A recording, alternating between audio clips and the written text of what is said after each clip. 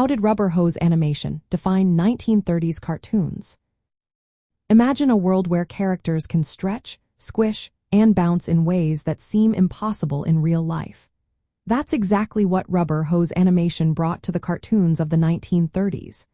This style was the heartbeat of the golden age of animation, shaping how characters moved and expressed themselves. It all started in the 1920s, when animation was still new and limited by technology and budgets. To make characters more lively without needing complex drawings, animators made limbs look like bendable hoses. These limbs had no joints and could stretch or bend smoothly, making movements look exaggerated and fun. This technique made animation faster and cheaper because fewer drawings were needed for each movement. It also drew inspiration from comic strips and vaudeville acts, which used exaggerated gestures to make characters more expressive and funny. Major studios like Walt Disney and Fleischer Studios adopted this style quickly. Characters like Mickey Mouse, Felix the Cat, and Betty Boop all had limbs that could stretch and swing wildly, adding a playful, whimsical feel. The style often included white gloves to highlight hand movements, large eyes with pie slice highlights, and simple black noses. These features made characters instantly recognizable and full of personality.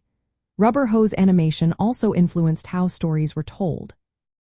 The bouncy, elastic movements matched the lively jazz music that often accompanied cartoons, creating a rhythmic, upbeat experience.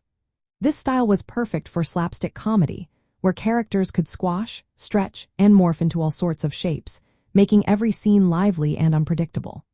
As the late 1930s approached, audiences and studios started wanting more realistic animation.